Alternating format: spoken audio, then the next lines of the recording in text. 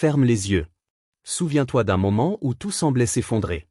Où chaque mot blessant, chaque trahison, chaque échec semblait creuser en toi un vide sans fond. Tu croyais alors que les autres pouvaient t'abattre, que leur regard, leur jugement, leur absence pouvaient arracher ton équilibre. Mais écoute bien. Ce pouvoir qu'ils semblaient avoir sur toi n'existait que parce que tu le leur avais donné. Celui qui conquiert les autres est fort. Celui qui se conquiert lui-même est puissant. Lao Tse. C'est ici que commence la doctrine silencieuse de Machiavel, le monde extérieur n'est qu'un théâtre. Les blessures, les humiliations, les injustices ne sont que des ombres projetées sur l'écran de ton esprit. Et tant que tu n'apprends pas à dominer ta propre scène intérieure, les spectateurs les autres continueront d'écrire ton rôle à ta place. Le royaume invisible de la maîtrise de soi. La maîtrise de soi est le point de départ de toute grandeur. Napoléon Hill. Un jour, un élève demanda à un sage, « Comment puis-je me protéger des coups du monde ?» Le sage lui répondit, « Ne deviens pas pierre, deviens eau. » La pierre se brise sous le choc. L'eau, elle, épouse chaque obstacle, épouse la forme du vase, du courant, du vent. Et pourtant, avec le temps, c'est elle qui façonne la montagne. Voilà le secret silencieux de la puissance intérieure. Ce n'est pas la résistance qui sauve l'homme, mais la fluidité de sa conscience. L'eau ne lutte pas contre la gravité, elle la comprend, l'utilise et avance malgré tout. Dans ce royaume invisible qu'est la maîtrise de soi, il n'y a ni guerre, ni fuite, il n'y a que la connaissance subtile de ce que tu peux transformer, et l'abandon humble de ce que tu ne peux pas contrôler. Tes pensées, tes réactions, ton interprétation, ce sont là tes armes et tes remparts. L'homme qui contrôle son esprit peut tout accomplir. Car ce qu'il pense, il devient. Napoléon Hill. Mais combien d'entre nous vivent encore prisonniers des émotions des autres? Combien offrent leurs réactions comme on offrirait des chaînes à ceux qui veulent nous asservir? Un mot, un regard, une trahison, et tout notre monde intérieur s'effondre. On crie, on s'agite, on brûle de colère sans comprendre que l'on se bat contre des ombres. Machiavel, cet esprit que l'on dit dur, avait compris quelque chose de plus profond qu'une stratégie. Il avait perçu le mécanisme des émotions humaines. Pour lui, gouverner un royaume extérieur exige d'abord de gouverner le royaume intérieur. Car celui qui ne sait pas se maîtriser devient esclave du premier manipulateur venu. Celui qui ne se possède pas ne possédera jamais rien. Machiavel. Regarde autour de toi. Les hommes les plus forts tombent à genoux sous le poids d'une émotion qu'ils n'ont pas su comprendre. Les plus brillants échouent, non pas faute d'intelligence, mais faute de calme. Et ceux qui s'élèvent ne sont pas toujours les plus talentueux, mais les plus stables, les plus centrés. La maîtrise de soi ne se crie pas. Elle ne s'affiche pas. Elle se sent, dans la lenteur d'un geste, dans la lumière d'un regard qui ne cède pas à la provocation. Elle est cette puissance muette qui dit « Rien ne peut me voler ma paix ». Imagine un océan. À la surface, la tempête. En profondeur, le silence. C'est là que vit le sage, dans la profondeur de sa propre mer intérieure. Les émotions contrôlées deviennent de la puissance. Les émotions non maîtrisées deviennent des chaînes. Napoléon Hill. Tu vois, la plupart des blessures ne viennent pas des coups du monde, mais de la manière dont nous les interprétons. Le monde ne te brise pas, c'est ta résistance à ce qu'il est qui te blesse. Chaque fois que tu refuses la réalité, tu livres une bataille perdue d'avance. Mais chaque fois que tu l'accueilles, tu deviens maître du jeu. L'homme qui apprend à se maîtriser n'a plus besoin de se défendre. Il devient tel un miroir, il reflète sans absorber. Il observe sans réagir. Et dans ce calme souverain, le monde perd son pouvoir sur lui. Et toi, jusqu'où vas-tu laisser les autres écrire tes émotions? Combien de fois as-tu permis qu'un mot, un silence, une trahison, définissent ton humeur, ta valeur, ton destin? Peut-être que le vrai courage, ce n'est pas d'affronter le monde, mais de te désarmer face à toi-même jusqu'à ce que plus rien ne puisse troubler la paix que tu portes. Le jour où tu comprendras que ta paix n'a pas de prix, tu cesseras de la vendre pour des miettes d'attention. Inspiré de Napoléon Hill. L'art de la distance, la stratégie de l'âme. Ne perds jamais ton temps à répondre à la critique. Tes résultats parleront pour toi. Napoléon Hill. Le prince machiavélien ne réagit pas. Il observe. Il anticipe. Et surtout, il se détache. Non pas par froideur, mais par sagesse stratégique. Parce qu'il sait que chaque réaction non maîtrisée est une porte ouverte vers la manipulation. Le monde regorge de mains invisibles qui tirent les ficelles des âmes impatientes. Mais celui qui garde le silence face à la provocation devient un mystère, et le mystère, c'est le pouvoir. Celui qui domine ses émotions domine le monde. Machiavel. Nous vivons dans une époque d'hyperréaction.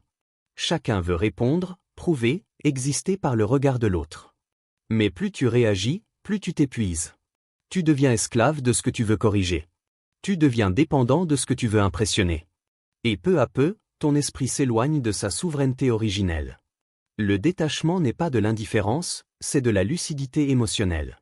C'est le moment où tu cesses de donner ton énergie à tout ce qui bouge. Tu regardes le monde s'agiter, tu entends les voix, les jugements, les attentes. Mais tu restes centré, immobile, dans ton axe.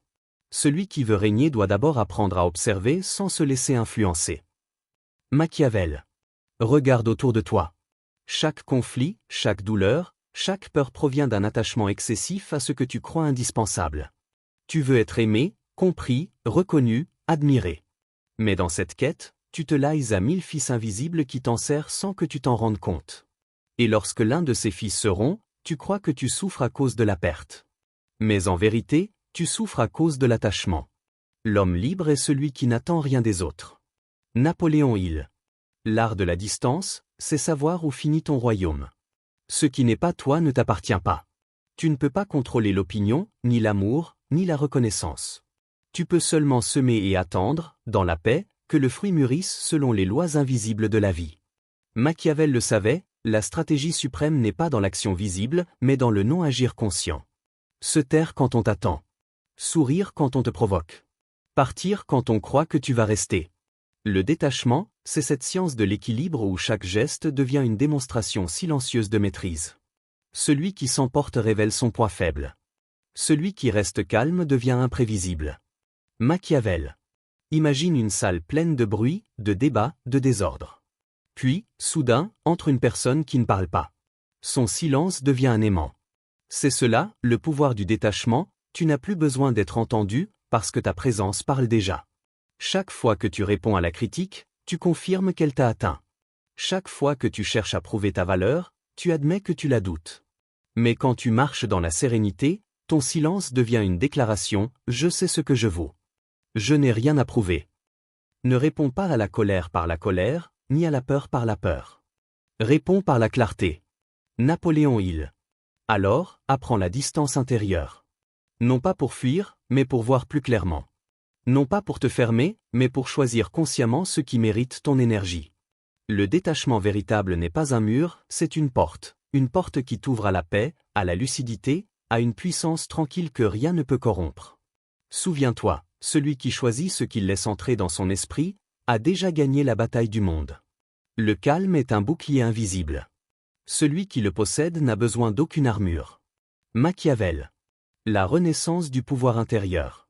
L'esprit qui sait ce qu'il veut, et qui y croit, ne peut être vaincu. Napoléon Hill. On raconte qu'un roi perdit tout.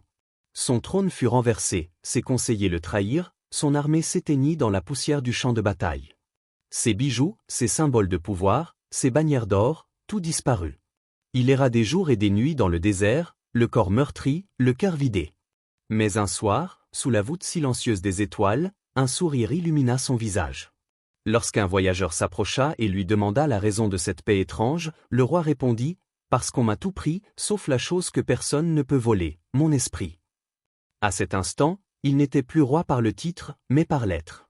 Car la vraie royauté ne dépend pas du trône, elle réside dans la conscience de soi. Ce moment marqua sa renaissance. Non pas celle d'un souverain de chair, mais celle d'un souverain intérieur. La foi est la seule arme qui ne peut être brisée. Napoléon Hill. C'est là que commence la véritable puissance. Quand tu cesses de mendier le respect, la reconnaissance ou l'amour. Quand tu cesses de te plier à ce que les autres veulent que tu sois. Et que tu décides enfin d'incarner la force que tu cherchais désespérément à l'extérieur. Car rien ne peut vaincre un esprit qui a trouvé son centre. Tu peux dépouiller un homme de tout, mais tu ne peux lui enlever sa vision, ni sa foi. Et c'est dans cet espace invisible entre la chute et le renouveau que se forge le pouvoir intérieur. Le plus grand des pouvoirs, c'est de ne plus avoir besoin de prouver qu'on en a un. Machiavel. Le roi du désert devint alors un symbole. On raconte qu'il ne revint jamais dans sa cité, mais que là où il marchait, les graines germaient. Les voyageurs disaient que son regard calmait les tempêtes, que sa voix faisait taire la peur. Non pas parce qu'il commandait les éléments, mais parce qu'il était devenu le calme lui-même. Voilà le secret, le monde extérieur s'aligne toujours sur ton état intérieur. Quand ton esprit est en désordre, tout autour de toi se brise. Mais quand ton esprit devient lumière, la réalité entière se réorganise autour de toi. Chaque épreuve, chaque perte, chaque blessure t'enseigne cela. Tu n'es pas ce que tu possèdes, ni ce qu'on t'applaudit d'être. Tu es ce que tu continues à être quand tout s'effondre. C'est dans la solitude que la grandeur s'éveille, et c'est dans le silence de la chute que naît la foi véritable. La peur est une illusion, elle ne vit que dans l'esprit qui l'entretient. Napoléon Hill. Les anciens disaient, l'homme qui s'est rencontré lui-même n'a plus besoin de chercher Dieu à l'extérieur. Parce qu'il découvre que la lumière qu'il cherche était déjà là, dans le sanctuaire secret de son esprit, attendant qu'il cesse de se distraire pour enfin la voir. C'est cela, la renaissance du pouvoir intérieur, reprendre le trône de ton propre esprit. Redevenir maître de ta volonté, de tes désirs, de ta foi. Ne plus être le serviteur de tes blessures, mais l'architecte de ta guérison. Quand tu comprends cela, chaque douleur devient une initiation, chaque échec, une purification, chaque perte, un retour vers ta vérité. Tout ce que l'homme conçoit et croit, il peut l'accomplir. Napoléon Hill. Alors, le monde peut t'attaquer, te trahir, t'oublier. Il peut tout te prendre, ton statut, ton argent, ta place. Mais tant que tu restes fidèle à ton esprit, tu restes intouchable. Car le vrai pouvoir n'est pas de régner sur les autres, mais de régner sur soi-même. À partir d'aujourd'hui, promets-toi une chose, ne donne plus ton pouvoir à ce qui ne nourrit pas ton âme. Que ton regard soit comme celui d'un aigle calme, distant, souverain. Que ton cœur soit ferme comme la montagne, et doux comme la brise. Et que ton esprit, libre de toute peur, devienne la forteresse que rien ne peut atteindre. Personne, ni rien, ne pourra plus jamais te faire de mal. Parce que le pouvoir ne vient pas de ce que tu possèdes. Il vient de ce que tu es.